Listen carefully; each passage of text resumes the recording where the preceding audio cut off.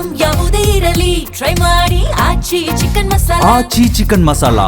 ಮಳೆ ಬಂದರೂ ಕಷ್ಟ, ಮಳೆ ಬರದಿದ್ದರೂ ಕಷ್ಟ ಅನ್ನುವಂಥ ಸ್ಥಿತಿ ಈಗ ಉತ್ತರ ಕರ್ನಾಟಕದ ರೈತರದ್ದಾಗಿದೆ ಅಂತ ಹೇಳ್ಬೋದು. ಯಾಕೆಂದರೆ ನಿನ್ನೆ ರಾತ್ರಿ ಸುರಿದಂಥ ಭಾರೀ ಗಾಳಿ ಮಳೆಗೆ ರೈತರ ಬೆಳೆದಂತಹ ಪಪ್ಪಾಯಿ ತೋಟ ಸಂಪೂರ್ಣ ಸರ್ವನಾಶ ಆಗಿದೆ. ಈಗ ನಾವು ಗದಗ ತಾಲೂಕಿನ ಬಿಂಕದಕಟ್ಟಿ ಗ್ರಾಮದ ವ್ಯಾಪ್ತಿಯ ತಿರ್ಲಾಪುರ ಕುಟುಂಬದ ತೋಟದಲ್ಲಿದ್ದೀವಿ ನೋಡ್ಬೋದು.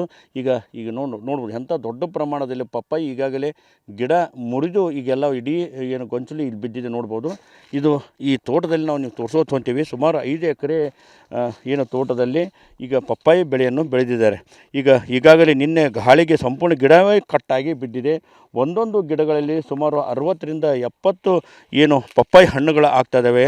ಹೀಗಾಗಿ 5 ಎಕರೆ ತೋಟದಲ್ಲಿ ಕನಿಷ್ಠ ಇಲ್ಲಿ 2 ಎಕರೆ ಪ್ರದೇಶದಷ್ಟು ಸಂಪೂರ್ಣ ಏನು ಪಪ್ಪಾಯಿ ಸಂಪೂರ್ಣ ಹಾಳಾಗಿದೆ ಅಂತ ಈಗಾಗಲೇ ರೈತರು ಮಾಹಿತಿಯನ್ನು ನೀಡಿದ್ದಾರೆ. ಈಗ ನೋಡ್ಬೋದು ಇಲ್ಲಿ ಒಂದು ಕೂಡ ಗಿಡ ಸಂಪೂರ್ಣ ಬಡ್ಡಿ ಸಮೇತ ಈಗ ಈ ಒಂದು ನೆಲಕ್ಕೆ ಉರುಳಿದೆ. ಜೊತೆಗೆ ಇಲ್ಲಿ ಪಕ್ಕದಲ್ಲಿ ಮತ್ತೆ ನಾವು ನಿಮಗೆ ತೋರಿಸುವಂತ ಹೋಗ್ತೀವಿ. ಈಗ ನೋಡಿರಿ ಇಲ್ಲೊಂದು ಗಿಡವು ಕೂಡ ಇದೇ ರೀತಿ ಸುಮಾರು 5 ಎಕರೆ ತೋಟದಲ್ಲಿ ಸಾಕಷ್ಟು ನೂರಾರು ಏನು ಪಪ್ಪಾಯಿ ಗಿಡಗಳು ಸಂಪೂರ್ಣ ನೆಲಕ್ಕೆ ಉರುಳಿದ್ದಾವೆ.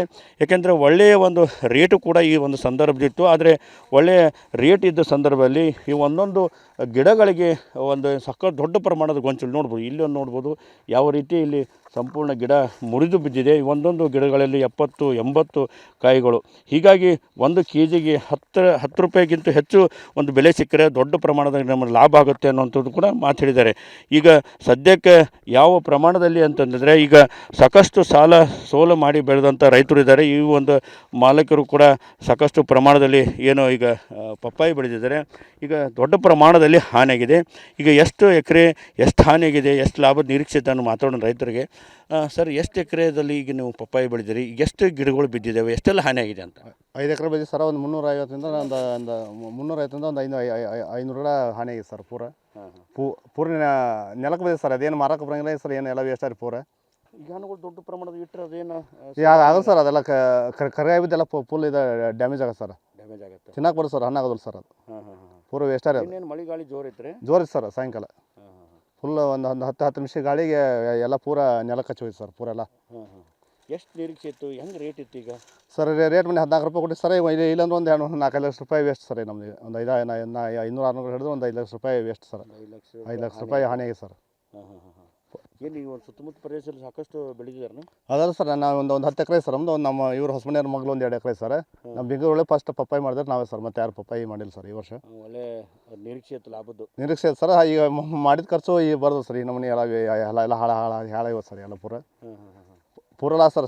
ಇನ್ನೊಂದು 10 ನಿಮಿಷದ ಗಾಳಿ ಎಲ್ಲ ಒಂದು ಇನ್ನೊಂದು 8 ದಿವಸ ಹೋಯ್ತು ಬರ್ತೀವಿ ಸರ್. ಮಾಲೆಲ್ಲ ಅದು ಕಟಿಂಗ್ ಬರ್ತೀವಿ ಸರ್. ಸ್ವಲ್ಪ 4 ಆಯ್ತು ತಗೊಂತ ಹೋಗ್ತೀವಿ ಸರ್. ಒಂದು ಐಟಮ್ ತೆಗಿತೀವಿ ಸರ್. ಇನ್ನೊಂದು ವಾರ ಬರ್ತೀವಿ ಸರ್. ಎಲ್ಲ ಲಾಸ್ ಆಗ್ಬೋದು ಸರ್. ಎಷ್ಟು ಇದು ರೈತರ ಮಾತು. ಏನು ಇನ್ನೊಂದು ವಾರ ಆದರೆ ಕಟಾವಿ ಬರ್ತಿತ್ತು. ಈಗ ಕೈಗೆ ಬಂದ ತುತ್ತು ಬಾಯಿಗೆ ಬರದಂತಾಗಂಥ ಪರಿಸ್ಥಿತಿ ನಿರ್ಮಾಣ ಆಗಿದೆ ಅಂತ ಹೇಳಿದರೆ ಈಗಾಗಲೇ ತೋಟಗಾರಿಕೆ ಇಲಾಖೆ ಅಧಿಕಾರಿಗಳು ಕೂಡ ಭೇಟಿ ನೀಡಿ ಪರಿಶೀಲನೆ ಮಾಡಿ ಅವರು ನಮ್ಮ ಜೊತೆ ಮಾತನಾಡೋಣ. ಸರ್, ಈಗ ನೀವು ಸಾಕಷ್ಟು ತೋಟಗಳನ್ನು ಈಗ ಪರಿಶೀಲನೆ ಮಾಡಿದಿರಿ. ಅಂದಾಜು ಈ ಒಂದು ಗ್ರಾಮದ ವ್ಯಾಪ್ತಿಯಲ್ಲಿ ಎಷ್ಟು ಎಕರೆ ಪ್ರದೇಶ ಹಾನಿಯಾಗಿದೆ ಅಂತ? ಈಗ ಇವ್ರದ್ದು 5 ಎಕರೆ ಪಪ್ಪಾಯಿ ಹಾಕ್ಯಾರ ಸರ್. ನಿನ್ನೆ ಭಾರಿ ಮಳೆ ಗಾಳಿಯಿಂದ ಒಂದು 350ರಿಂದ 400 ಗಿಡ ಬಿದ್ದವ್ರಿ. ಒಂದು 45% ಹಾನಿ ಈ 5 ಎಕರೆ ಒಳಗೆ ಹಾನಿ ಆಗೈತೆ ರೀ. ಈಗ ಅವು ಕಾಯಿ ಎಲ್ಲ ಮಾನಕ್ಕೆ ಬಂದು ಸೈಜ್ ಅದಾವ್ರಿ. ಅವು ಏನು ಹಣ್ಣೂ ಆಗೋದಿಲ್ಲ, ಕರ್ಗಾಯಿ ಬೀಳ್ತಾವ್ರಿ. ಅವು ತಿಪ್ಪಿಗೆ ಚೆಲ್ಲೋದ್ರಿ. ಈಗ ಮುಂದಿನ ಇದು ಏನೈತೆ ಇದು ಹಾನಿ ವರದಿ ನಮ್ಮ ಮೇಲಾಧಿಕಾರಿಗಳಿಗೆ ರಿಪೋರ್ಟ್ ಮಾಡಿ ಅವ್ರಿಗೆ ಬೆಳೆ ಹಾನಿ ಸಿಗೋ ವ್ಯವಸ್ಥೆ ಇದನ್ನು ಮಾಡ್ತೀವಿ. ಇವತ್ತು ಬಿಂಕದ ಕಡೆಯಲ್ಲಿ ಎಷ್ಟು ರೈತರು ಈ ಥರ ಬೆಳೆದಿದ್ದಾರೆ ಸರ್? ಇಲ್ಲಿ ಒಂದು 4-5 ಮಂದಿ ರೈತರು ಈ ಥರ ಬೆಳೆದಾರೆ. ನಿನ್ನೆ ಮಳೆ ಗಾಳಿಗೆ ಒಂದು 3-4 ಮಂದಿ ರೈತರು ಈ ಥರ ಆಗ್ಯಾವ್ರು. ಇದಿಷ್ಟು ಅಧಿಕಾರಿಗಳ ಮಾತು. ಈಗಾಗಲೇ ಈ ಒಂದು ಬಿಂಕದಕಟ್ಟಿ ಗ್ರಾಮದಲ್ಲಿ 4-5 ಜನರು ಏನು 16 ಎಕರೆ ಪ್ರದೇಶದಲ್ಲಿ ಪಪ್ಪಾಯಿ ಹಣ್ಣು ಬೆಳೆದಿದ್ದಾರೆ. ಎಲ್ಲ ತೋಟಗಳಲ್ಲೂ ಕೂಡ ಈಗ ಗಾಳಿ ಮಳೆಗೆ ಈಗ ಎಲ್ಲ ಹಣ್ಣುಗಳು ನೆಲಕ್ಕುರುಳಿದ್ದೇವೆ. ಈ ನೆಲಕ್ಕುರುಳಂಥ ಹಣ್ಣು ಮಾರಾಟಕ್ಕೂ ಬರಲ್ಲ, ತಿನ್ನೋಕ್ಕೂ ಬರಲ್ಲ, ಎಲ್ಲವೂ ಕೂಡ ಹಾನಿಯಾಗಿದೆ. ಒಬ್ಬೊಬ್ಬರು ರೈತರಿಗೆ ಲಕ್ಷಾಂತರ ರೂಪಾಯಿ ಹಾನಿಯಾಗಿದೆ.